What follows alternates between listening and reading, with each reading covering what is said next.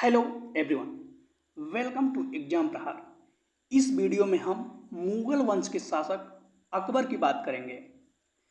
पिछली वीडियो में हमने देखा कि हुमायूं के निर्वासित काल में हुमायूं की पत्नी हमीदा बानो बेगम से अकबर का जन्म हुआ। अकबर का जन्म अमरकोट के राणा बीरसाल के महल में 15 अक्टूबर 1542 ईस्वी को हुआ। अकबर का बचपन का नाम जलाल था। अकबर का राज्याभिषेक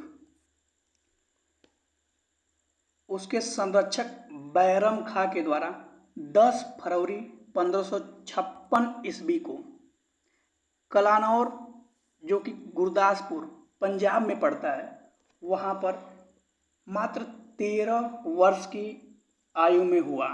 क्योंकि हुमायूं जो था दीनपना भवन में जो पुस्तकालय था शेर मंडल, वहाँ से गिरकर उसकी मृत्यु हो गई थी और आनंद फानंद में इसे राज्याभिषेक किया गया। अकबर के राज्याभिषेक के टाइम ही 5 नवंबर 1556 ईस्वी को अकबर और आदिल शाह के बीच में पानीपत का दूसरा युद्ध हुआ। अकबर की तरफ से उसका वजीर सेनापति जो था बैरम खां तथा आदिल शाह की तरफ से हेमू ने इस युद्ध में पार्टिसिपेट किया। इसमें अकबर की विजय हुई। अब देख लेते हैं, जो अकबर का संरक्षक था बैरम खां, ये 1556 से लेकर 1560 ईस्वी तक था। अकबर को क्या हुआ कि अकबर को बैरम खां ने मक्का जाने का आदेश दिया। ऐसा इसलिए किया क्योंकि बैरम खां लगभग 4 वर्षों तक साम्राज्य का सूत्रधार बना रहा। सर्वोच्च सत्ता का उपयोग करते हुए बैरम खां ने बहुत से शक्तिशाली व्यक्तियों को अप्रसन्न कर दिया। छोटी छोटी बातों पर अकबर के साथ उसका मतभेद होने लगा, जिसके परिणाम स्वरूप राजकाज को किसी अन्य के हाथों में और अधिक रहने देना अकबर को उचित नहीं लगा। इसलिए अकबर ने बहुत चतुराई से उसे मक्का जाने का आदेश दिया और अकबर की सेना और बैरम खां के मध्य तिलवाड़ा का युद्ध हुआ, जिसमें बैरम खां पराजित हुआ। अकबर ने उसके सामने 3 विकल्प रखे। पहला विकल्प, आप किसी राज्य का सूबेदार बन जाओ, या आप सुरक्षा सलाहकार बन जाओ, या तीसरा विकल्प, आप ये राजपाट छोड़ के हमेशा के लिए मक्का चला जाओ। चूंकि जो बैरम खां था एक वजीर यानी कि प्रधानमंत्री के पद पर था और ऐसा छोटा छोटा पद उसे अपने सम्मान के खिलाफ लगा, इसलिए उसने मक्का जाने का निर्णय लिया। परंतु वहाँ पर बैरम खां ने जैसे ही मक्का गया तो वहाँ पे क्या हुआ कि अहमदाबाद के निकट पाटन नामक स्थान पर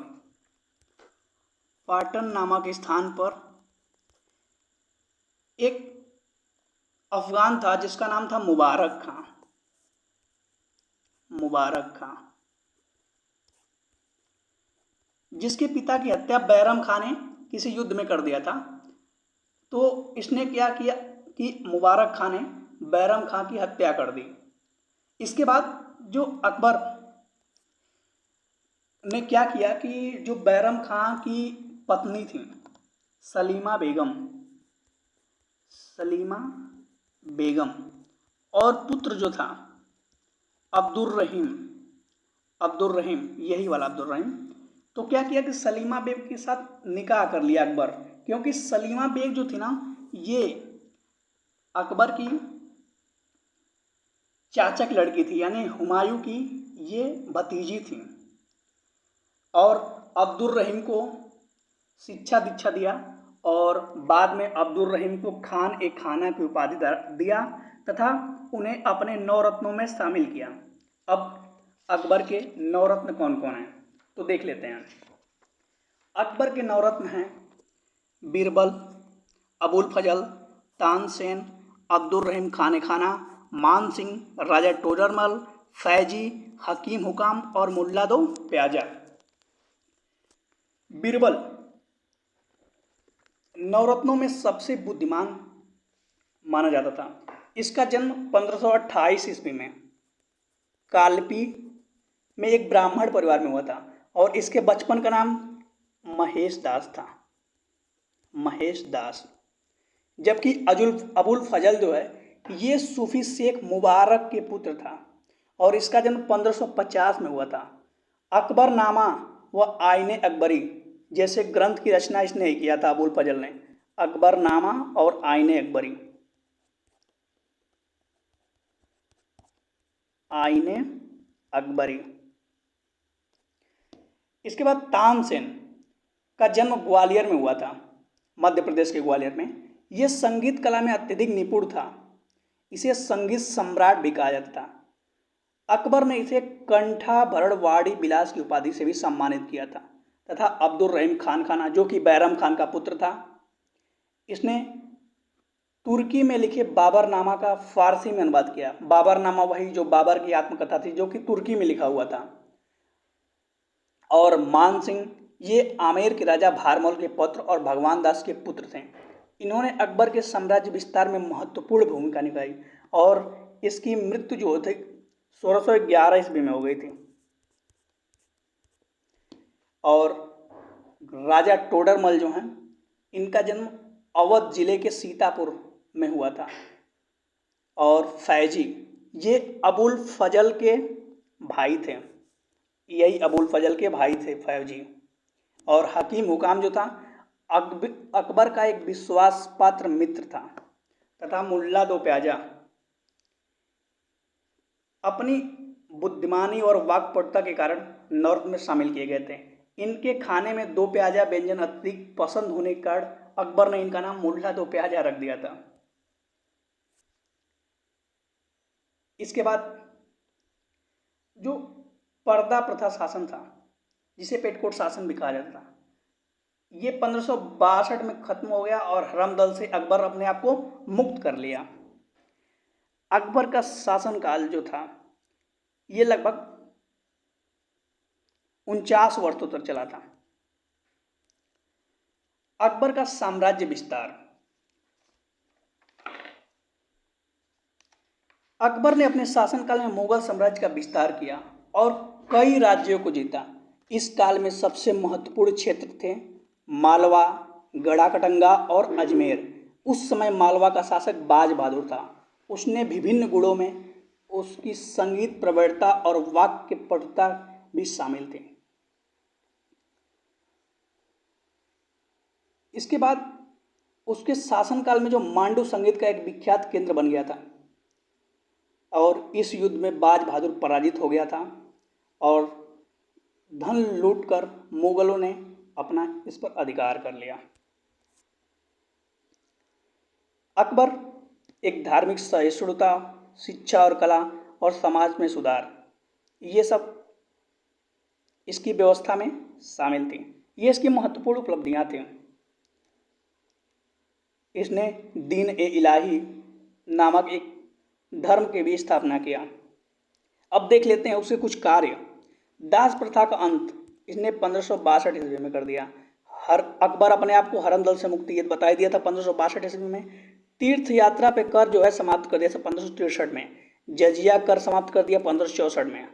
फतेहपुर सीकरी की स्थापना की और राजधानी का आगरा से फतेहपुर सीकरी में ट्रांसफर कर दिया, ये 1571 में किया था।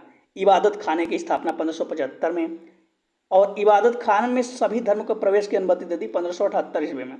मजहर की घोषणा कर दी 1579 ईस्वी में।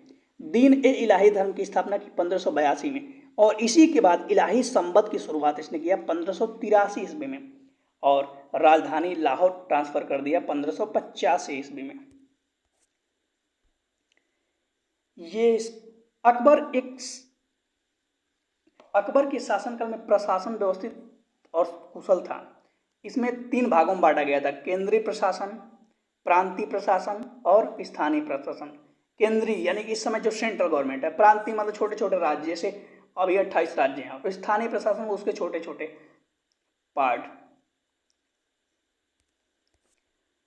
अकबर के अब कुछ युद्ध और उसमें जो विजय प्राप्त किया था उसके बारे में देखते हैं। पानीपत का दूसरा युद्ध बता ही दिया था, हेमू और अकबर के बीच में 1556 ईस्वी में लड़ा गया था। उसके बाद चित्तौड़ का युद्ध, मेवाड़ के साथ अकबर लड़ा और अकबर ही विजयी हुआ 1567 ईस्वी में। हल्दी घाटी का युद्ध 1576 ईस्वी में और गुजरात विजय 1573 ईस्वी में। हल्दी घाटी का युद्ध जो हुआ था ये 18 जून 1576 ईस्वी को 18 जून 1576 ईस्वी को हल्दी घाटी। ये अकबर के सेनापति और अकबर का सेनापति जो मान सिंह था, यानी हल्दी घाटी का युद्ध 18 जून 1576 ईस्वी को मेवाड़ के शासक महाराणा प्रताप और अकबर के मध्य हुआ। इस युद्ध में अकबर भी विजयी हुआ। इस युद्ध में मुगल सेना का नेतृत्व मान सिंह और आसफ खान दो सेनापति थे, इन्होंने किया था। हल्दी घाटी युद्ध के समय कुंभलगढ़ राणा प्रताप की राजधानी थी। राणा की ओर से इस युद्ध में हाकिम खासूर के नेतृत्व में अफगान फौजी टुकड़ी एवं भील एक छोटी सी सेना था, इन्होंने भाग लिया था। महाराणा प्रताप की मृत्यु 51 वर्ष की उम्र में 19 जनवरी 1597 ईस्वी को हो गया। ये डेट मुझे इसलिए याद है क्योंकि मेरा डेट ऑफ बर्थ 19 जनवरी ही है। और कैसे हुआ इनका निधन? एक धनुष पर प्रतिंचा चढ़ा रहे थे, मतलब धनुष की डोरी बांध रहे थे, उसी से अंदरूनी चोट लग गई और हल्दी घाटी हारने के बाद राणा प्रताप ने डूंगरपुर के निकट चावड़ में अपनी एक नई राजधानी बनाई, चावड़।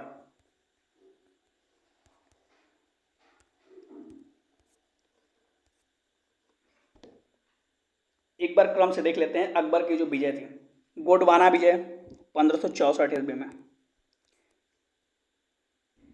उसके पहले आमेर से संधि 1562 ईस्वी में हो गया था। 1568 ईस्वी में चित्तौड़ पर विजय प्राप्त किया और 1570 ईस्वी में कलिंजर पर विजय प्राप्त किया तथा 1576 में ही मारवाड़ पर विजय प्राप्त किया और 1576 में हल्दी घाटी युद्ध में भी विजय प्राप्त कर लिया। और असीरगढ़ का जो युद्ध हुआ था 1601 में हुआ था, इसमें भी अकबर ही विजयी हुआ। ये था अकबर के बारे में। अगर वीडियो अच्छा लगा हो, like, share and subscribe. Thanks.